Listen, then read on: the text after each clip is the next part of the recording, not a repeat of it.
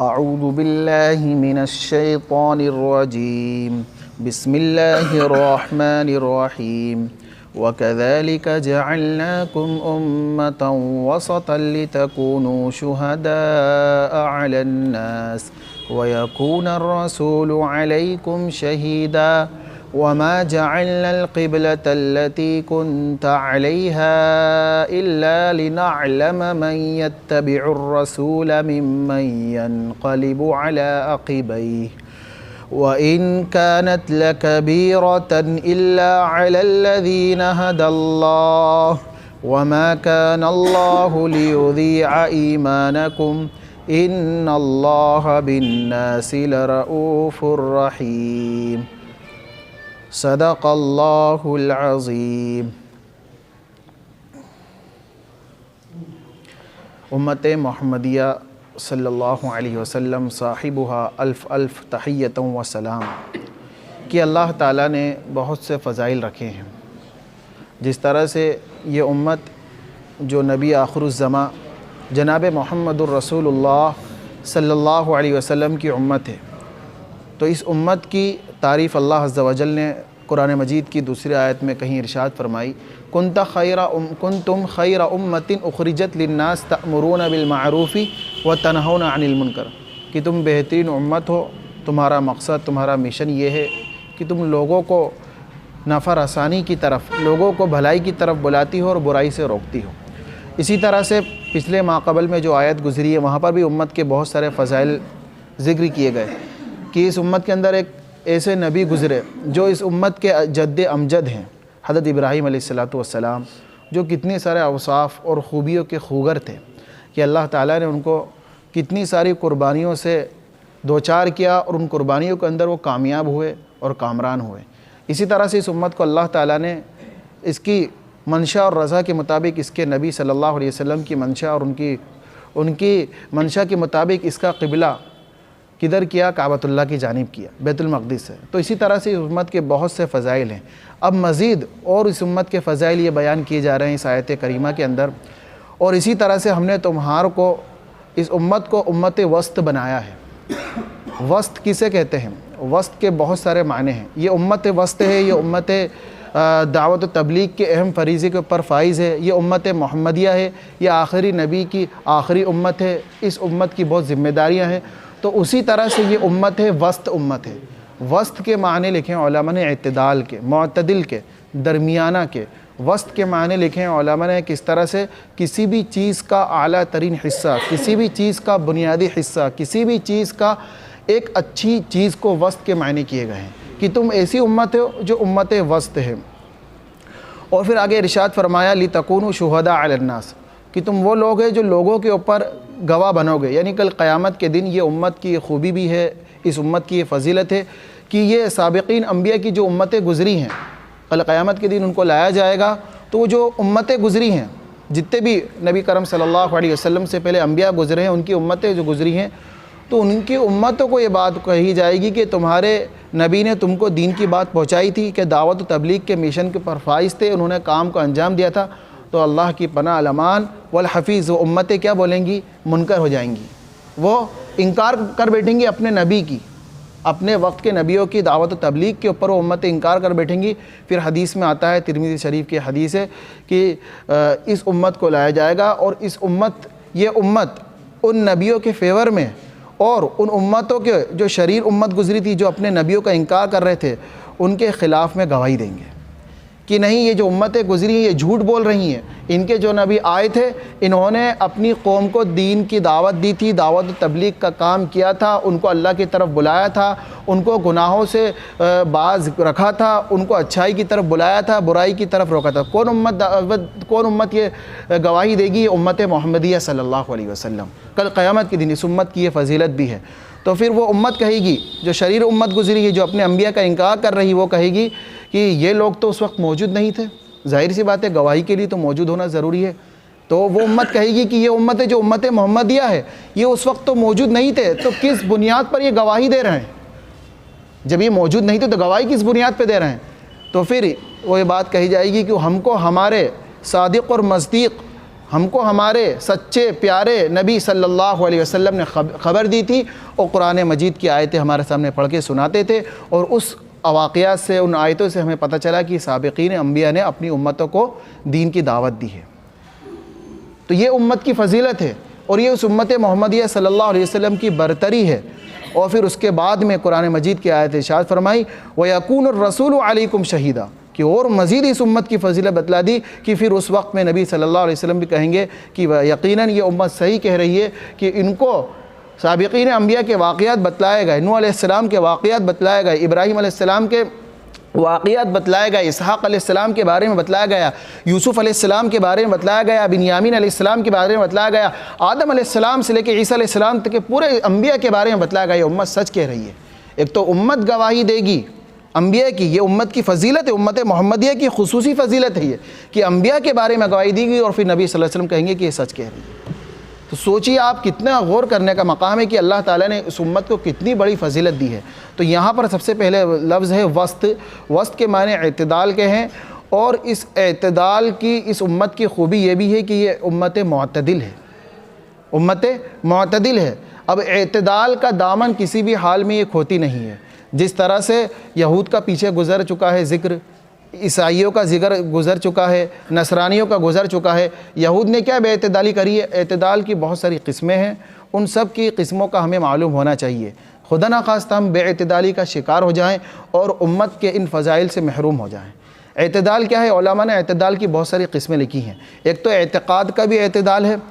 اعمال کا بھی اعتدال ہے، عبادات کا بھی اعتدال ہے، اقتصاد کا بھی اعتدال ہے، اور اسی طرح سے بہت سی چیزوں کا اعتدال ہے۔ اگر ان چیزوں کو ہم جانیں گے اور اس امت کی فضیلت میں اپنے آپ کو ان فضائل میں شمار کرانا چاہتے ہیں تو ہمیں امت معتدل بننا ہوگا۔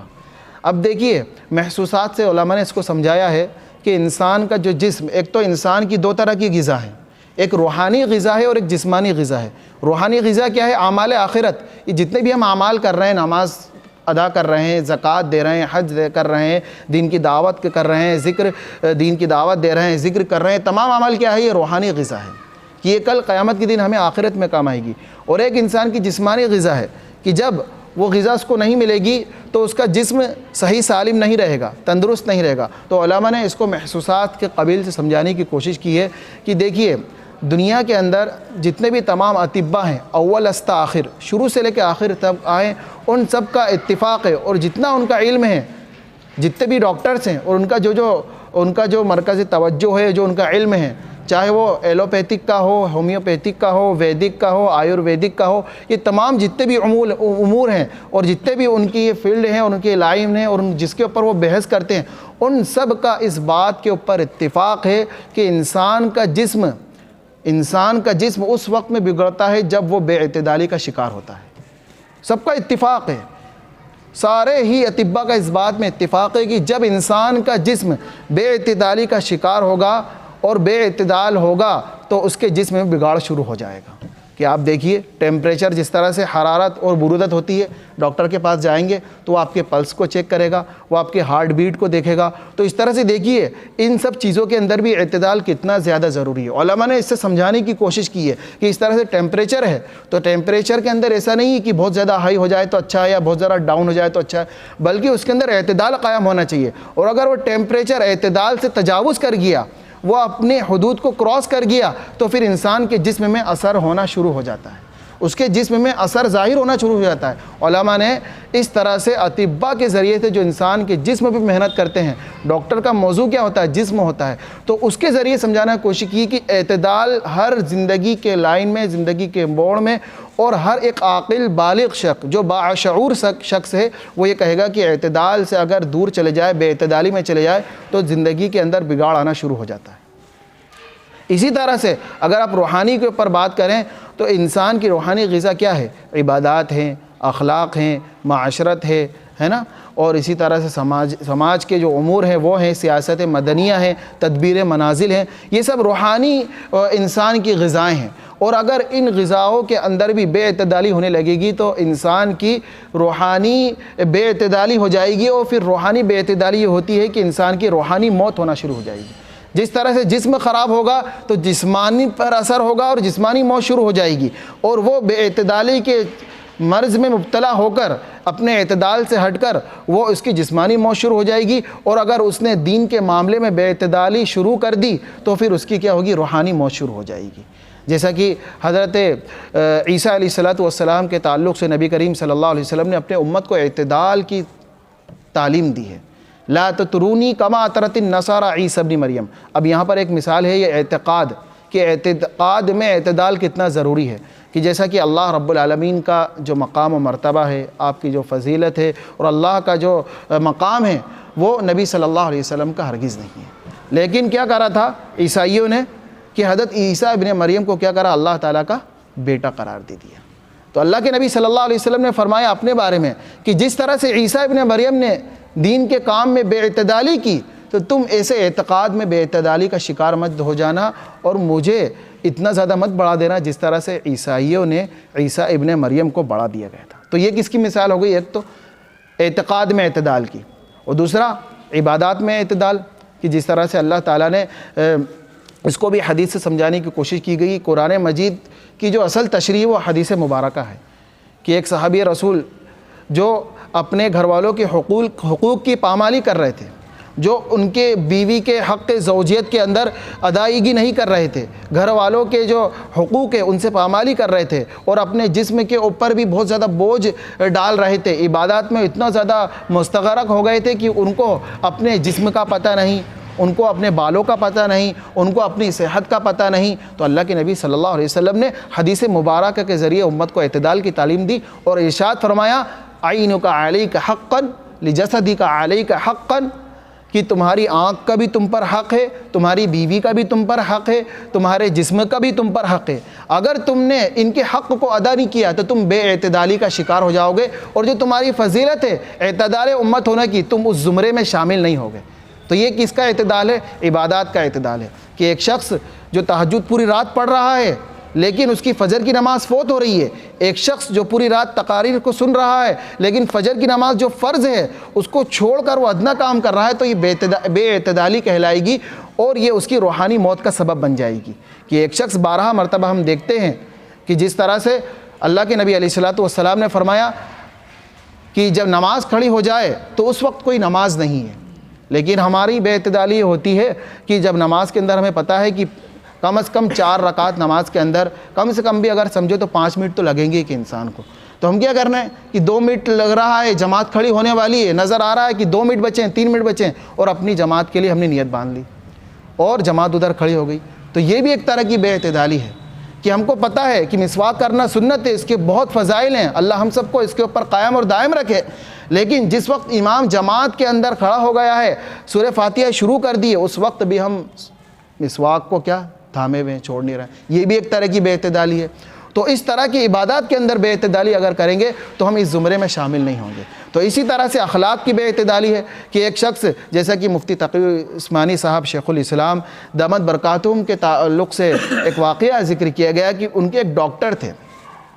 ان کے قریبی ایک دوست تھے، ڈاکٹر تھے، ان کے بارے میں ان کو علم ہوا کہ ڈاکٹر صاحب کا ایسا سوچنا ہے، ماننا ہے کہ وہ دن بھر کلینک پر رہتے ہیں، اور ان کا یہ کہنا ہے کہ میں کلینک پر رہنے کی وجہ سے امت کی خدمت کر رہا ہوں، بہت اچھا کام ہے، مخلوق خدا کو فائدہ پہنچا رہا ہوں، تو دن بھر کلینک پر ہونے کی وجہ سے فرض نماز کو چھوڑ دیتے ہیں، اور گھر آ کر ان نماز کو، سارے فرض نماز کو قضا کر کے گھر اپنے وقت سے پوری نکال کے گھر آ کے ساری نمازوں کو ادا کرتے ہیں۔ تو ڈاکٹر صاحب نے بڑی محبت و پیار سمجھایا کہ دیکھیے امت کی خدمت کرنا، خلق خدا کا کام کرنا، امت کی مخلوق کو فائدہ پہنچانا بہت اچھی چیز ہے، بڑی بہترین چیز ہے، لیکن اللہ تعالیٰ کا جو حکم ہے فرض نماز وہ پہلے مقدم ہے، پہلے آپ فرض نماز کو ادا کیجئے، چاہے جائے کہ آپ صرف فرض نماز کو ادا کر لیں، جتنی سنت و نوافل ہیں اس کو بعد میں اکٹھا گھر جا کے آرام سے پڑھ لیں، فرض نماز کو پہلے آپ ادا کریں، اور آپ خلق خدا کا جو کام کر رہے ہیں اگر آپ اس فرض نماز کو چھوڑ کر وہ کام کر رہے ہیں تو آپ کی خلق خدا بھی اللہ تعالیٰ کے وہاں کوئی قبول نہیں ہو،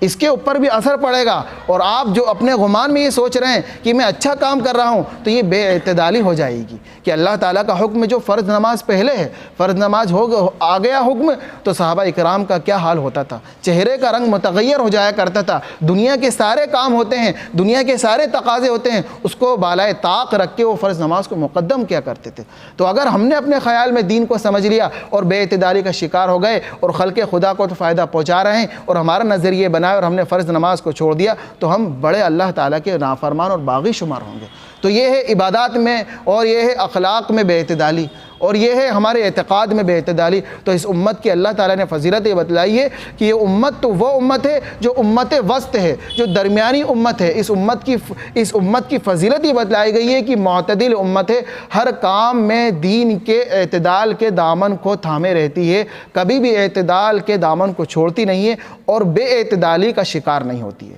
تو اللہ تعالیٰ نے ارشاد فرمایا وَكَذَلِكَ جَعَلْنَاكُمْ أُمَّةً وَسَطًا لِتَكُونُوا شُهَدَاءَ عَلَى النَّاسِ۔ اب یہاں پر مفسرین نے ایک بات یہ بھی لکھی ہے، شہداء کے معنی یہ ہیں کہ اللہ تعالیٰ نے اس امت کو دعوت و تبلیغ کے عظیم کام سے کیا کرا ہے، سرفراز کیا ہے۔ شہداء یہ گواہ ہوں گے اور اس بات کے بھی گواہ ہوں گے کہ دعوت الی الحق، دین کی دعوت لوگوں کو دیتے تھے یہ امت ہے۔ جیسے کہ عیسائیوں کے بارے میں یہ عقیدہ ہے، اور عیسائیوں کے بارے میں صاف اور شفاف یہ بات ہے، کرسچن کے بارے میں جو ان کا مذہب ہے وہ تبلیغی مذہب نہیں ہے، لیکن عیسائیوں نے اپنی کتاب کے اندر بھی تحریف کر دی اور اپنے مذہب کی بھی تحریف کر دی اور اپنے سارے عقائد کو بدل دیا اور اپنے مذہب کو کیا بنا لیا، تبلیغی مذہب۔ بلکہ تبلیغی مذہب تو امت محمدیہ علیہ صاحب الف الف تحیۃ و سلام کا تھا، کہ اس امت کی خصوصیت تھی کہ لوگوں کو دفع سراسانی کی طرف بلاتی ہے۔ تو عیسائیوں نے اس کام کو سنبھال لیا۔ عیسائیوں کا جو عقیدہ تھا اور عیسائیوں کا جو مذہب تھا اس بات پر مبنی تھا کہ وہ تبشیری مذہب ہے۔ تبشیر کے معنی ہوتے ہیں خوشخبری دینے والا۔ عیسائیوں کے وہاں یہ کانسیپٹ تھا کہ عیسائی تو اس لیے تھے، اور ان کی کتاب اور عیسیٰ علیہ السلام کا دنیا میں آنے کا مقصد یہ تھا کہ وہ نبی آخر الزماں جناب محمد الرسول اللہ صلی اللہ علیہ وسلم کے دنیا میں آنے کی خوشخبری سنائیں۔ لیکن عیسائیوں نے اپنے اس عقیدے کو کیا کرا، تیو بالا کر دیا اور اس عقیدے سے ہٹ گئے اور لوگوں کو عیسائی کی طرف بلانے لگ گئے، اور وہ عیسائی جو تحریف شدہ ہے، جو اہل کتاب کہلانے کے لائق بھی نہیں ہے۔ اس لیے علماء نے صاف طور پہ یہ مسئلہ کہا کہ اہل کتاب سے نکاح بھی جائز نہیں ہے، کہ جب تک اہل کتاب کی کتاب باقی تھی، عیسائی اپنی کتاب جو ہے اس کے اوپر مضبوطی سے جمے تھے، یہودی اپنی کتاب پر مضبوطی سے جمے تھے، تو ان کے ساتھ نکاح بھی ہوا کرتا تھا۔ لیکن جب انہوں نے اپنی کتاب میں تحریف کر دی اور انہوں نے دین محمدی سے انحراف کر دیا، شریعت کے قوانین سے منہ موڑ لیا، تو یہ مسئلہ لکھا علماء نے کہ اہل کتاب سے نکاح بھی جائز نہیں، کیونکہ ان کی کتاب ہی موجود نہیں ہے۔ اللہ تعالیٰ نے ان کی کتاب ہی کی موجود رہنے کا نظام ہی دنیا میں نہیں قائم کیا، کہ اللہ تعالیٰ نے جو وعدہ کیا تھا کتاب کے محفوظ رہنے کا اور اس کے زبر زیر پیش اور اس کی ایک ایک آیتوں کے قائم رہنے کا قیامت تک کا، وہ صرف قرآن مجید کے ساتھ خاص تھا۔ اِنَّا نَحْنُ نَزَّلْنَا الذِّكْرَ وَإِنَّا لَهُ لَحَافِظُونَ۔ ذمہ داری جو ہے کتابیں کہ محفوظ کی، جو لوح محفوظ میں ہے اور جس کی حفاظت کی ذمہ داری وہ صرف قرآن مجید ہے۔ تو اس لیے اس امت کی خصوصیت بتلائی گئی کہ یہ گواہ ہوگی، اور گواہ اس معنی کی امت نے لکھا کہ یہ امت لوگوں کو دین کی طرف بلاتی ہوگی۔ یہ امت اپنے جو نبی محمد صلی اللہ علیہ وسلم کی زندگی کا مقصد اور آپ کا جو مشن دعوت و تبلیغ تھا اس کی طرف لوگوں کو بلاتی رہے گی، اس معنی کر کے یہ گواہ ہوگی۔ تو کل قیامت کے دن یہ امت گواہی دے گی۔ ترمذی شریف کی روایت میں اور بخاری میں بھی متفق علیہ میں بھی یہ روایت گزری ہے کہ کل قیامت کے دن سابقین انبیاء کے معاملے میں گواہی دے گی کہ انبیاء آئے تھے اور انہوں نے اپنے لوگوں کو اور اپنی امتوں کو دین کی دعوت دی تھی، لیکن ان لوگوں نے روگردانی کری اور نافرمانی کری، اور اللہ کے نبی صلی اللہ علیہ وسلم بھی اس بات کی گواہی دیں گے کہ یہ لوگ سچ کہہ رہے ہیں کہ انہوں نے قرآن کریم کے اوپر، حدیث رسول کے اوپر پورا اعتقاد اور پورا یقین رکھا تھا کہ اللہ کے نبی علیہ الصلوۃ والسلام تبلیغی نبی، اور اللہ کے نبی علیہ الصلوۃ والسلام سے پہلے بڑے انبیاء کرام علیہ الصلوۃ والسلام جو گزرے ہیں وہ سب کے سب اپنی امت کی خیر خواہی کا کام کیا ہے، الدین النصیحہ کے اوپر قائم تھے۔ حدیث پاک میں آتا ہے کہ دین کس کا نام ہے؟ دین سراپا خیر خواہی کا نام ہے۔ دین لوگوں کو اللہ کی طرف جوڑنے کا نام ہے کہ انسان خیر خواہی دنیا میں کرے۔ بہت سی خیر خواہی شامل ہے، کسی کو پانی پلا دیا، کسی کو کھانا کھلا دیا، کسی کو کپڑے پہنا دیے، کسی کے علاج و معالج کا ٹھیکہ اپنے اوپر لے لیا، یہ بہت دین کے کام ہیں۔ لیکن سب سے افضل جو دین کا کام بتایا اور ام العبادات اور ام الاعمال کہا گیا وہ اللہ کی طرف لوگوں کو بلانا ہے، وہ اللہ کی طرف لوگوں کو بلانا ہے۔ کہ مسئلے بہت سارے ہیں لیکن سب سے بڑا مسئلہ یہ ہے فَمَنْ زُحْزِحَ عَنِ النَّارِ وَأُدْخِلَ الْجَنَّةَ فَقَدْ فَازَ، کہ جس شخص کو جہنم سے بچا لیا اور جنت میں داخل کروا دیا یقیناً وہ تو کامیاب ہو گیا۔ تو اس وقت میں ہمیں امت مسلمہ کو اس بات کو یاد رکھنا پڑے گا کہ اس امت کی خصوصیت فضیلت یہ ہے کہ امت ہر معاملے میں اعتدال رکھتی ہے۔ اسی طرح سے اعتدال علماء نے یہ بھی شمار کیا ہے کہ اقتصادی مسائل میں اعتدال، کہ یقیناً اس امت کو روزی کا کمانے کا حکم دیا گیا ہے، لیکن اس کمانے کے اندر بھی اعتدال کو قائم رکھے، جس طرح سے صحابہ کرام رضوان اللہ علیہ مجمعین نے اعتدال کو قائم رکھا تھا کہ حلال روزی کو طلب کرے اور حرام سے اجتناب کرے۔ کہ بہت ساری قوموں کا کیا نظریہ ہے کہ صرف کمائی کو ہی فوکس کیا جائے، ان کے وہاں کمائی کو ہی سب کو سمجھا گیا۔ سابقین قومیں بہت ساری قومیں گزری ہیں، دور حاضر میں بھی ہے، لیکن اس امت کو جہاں حلال روزی کا حکم دیا ہے وہیں اعلاء کلمت اللہ کا حکم دیا ہے۔ نبی کریم صلی اللہ علیہ وسلم کی تجارتی اسفار کے ذریعے سے، لین دین کے ذریعے سے، کہ جس طرح سے آپ دیکھیے اس دور میں جو اسلام پھیل رہا ہے، اور اسلام پھیلنے کا ایک دور وہ بھی گزرا ہے جس میں اخلاق کی بنیاد کے اوپر، لین دین کی آپس کی بنیاد کے اوپر اعلاء کلمت اللہ کا زور پکڑا تھا۔ اس دور میں اگر اسلام پھیل رہا ہے، اور قیامت تک اسلام پھیلتا ہی رہے گا اور اسلام بلند ہی تو ہوتا رہے گا، لیکن اس دور کے اندر جو اسلام پھیل رہا ہے وہ کسی کو سمجھانے کے ذریعے سے، اعتراض کے جوابات دینے کے ذریعے سے، ڈیبیٹ کرنے کے ذریعے سے، کتابوں کی روشنی میں، علماء کی روشنی میں، لیکن ایک صحابہ کا جو مطلوب اور مقصود ہے، جو دور گزرا ہے، وہ اخلاق کے ذریعے سے اسلام پھیلا ہے، کہ ایک ایک صحابی ایک ایک سنت کو ادا کر رہے ہیں اور ہزاروں لوگوں کی ہدایت کا سبب بن رہا ہے۔ تو یہ اسلام کی ہدایت پھیلنے کا ایک دور وہ بھی گزرا ہے، وہ اس وقت تھا جب یہ امت معتدل امت کہلانے کے قابل تھی، اور آج ہم نے اعتدال کے دامن کو اپنے ہاتھ سے چھوڑ دیا ہے۔ اعتدال کو ہمیں قائم رکھنا ہوگا، اور اللہ سے بار بار صراط مستقیم اس لیے تو کہا گیا ہے، بارہا ہم نماز میں پڑھ رہے ہیں اہدنا الصراط المستقیم، اے اللہ ہمیں صراط مستقیم پر قائم رکھے۔ صراط مستقیم یہی تو ہے، سیدھا راستہ یہی تو ہے کہ دین کے اندر ہم غلو کا شکار نہ ہوں، دین میں کسی بھی چیز کو زیادہ نہ بڑھائیں، نہ کسی بھی چیز کو زیادہ نہ کم کریں، اور یہ جب ہوگا جب ہم علماء کرام کی خدمت میں ہر مسائل کو رکھیں گے، علماء سے ہر چیز کا پوچھ کر اعمال کریں گے، ان کے اعمالوں کو ادا کریں گے۔ پھر آگے ارشاد فرمایا اللہ عز و جل نے وَمَا جَعَلْنَا الْقِبْلَةَ الَّتِي كُنْتَ عَلَيْهَا إِلَّا لِنَعْلَمَ مَنْ يَتَّبِعُ الرَّسُولَ مِمَّنْ يَنْقَلِبُ عَلَىٰ عَقِبَيْهِ، کہ جو قبلہ تبدیلی کا حکم تھا، یقیناً یہ بہت بڑا حکم تھا۔ اس قبلہ تبدیلی کے اندر پچھلی بھی باتیں گزر چکی ہیں کہ قبلہ تبدیلی جو ہوا تھا اس کے اندر اللہ کی طرف سے آزمائش تھی، اور ظاہری آیات کے اندر یہاں پر وہ چیز اور اس کی وجوہات کو ذکر کر دیا کہ جو قبلہ تبدیلی تھا، اللہ تعالیٰ نے بندوں کو آزمانا تھا، کہ پہلے بیت المقدس قبلہ تھا، اب کعبۃ اللہ کو قبلہ بنا دیا، تو اس کے اندر آزمائش تھی، یہ دیکھنا تھا کہ بندے کے اللہ تعالیٰ کی مرضی کے مطابق کام کرتے ہیں یا اپنی خواہشات کے مطابق کرتے ہیں۔ آج تو دین کے اندر بڑی خرابی آئی ہے، اور جتنے بھی فرقے وجودات، جتنے بھی بڑے بڑے فرقے وجود آئیں، اس میں علماء نے بڑی چیز یہ لکھی ہے کہ وہ اپنے خواہش اور خواہش نفس کی اتباع کرتے ہیں، کہ اللہ تعالیٰ نے آزمایا کہ پہلے بیت المقدس، پہلے کعبۃ اللہ کو قبلہ بنایا، لیکن پھر بیت المقدس کو قبلہ بنا دیا، اور بتا دیا کہ اس لیے بنایا کہ پتہ چلے کہ کون اتباع رسول کا پابند ہے۔ کتنی بڑی آزمائش تھی کہ کعبۃ اللہ سے تعلق تھا اور کعبۃ اللہ سے لگاؤ تھا، ایک زمانے تک اس کی طرف رخ کر کے نماز ادا کی جا رہی تھی، لیکن اللہ تعالیٰ نے آزمایا، اور بہت ساری اس میں حکمتیں تھیں، اور بہت ساری باتیں پیچھے بھی گزر چکی کہ یہ پتہ کرنا تھا کس طرح سے یہ امت فرمانبردار ہے کہ نہیں، یہ اطاعت گزار ہے کہ نہیں، یہ امت کس طرح سے نبی رسول صلی اللہ علیہ وسلم کی باتوں کو مانتی ہے نہیں۔ نبی کریم صلی اللہ علیہ وسلم کی خود کی خواہش تمنا تھی کہ کعبۃ اللہ کو قبلہ قائم رکھے، کہ آپ علیہ الصلوۃ والسلام بار بار آسمان کی طرف اپنی نظروں کو اٹھا کے دیکھ رہے ہیں کہ اللہ کا کوئی حکم آ جائے، کعبۃ اللہ کو واپس قبلہ بنا دیا جائے۔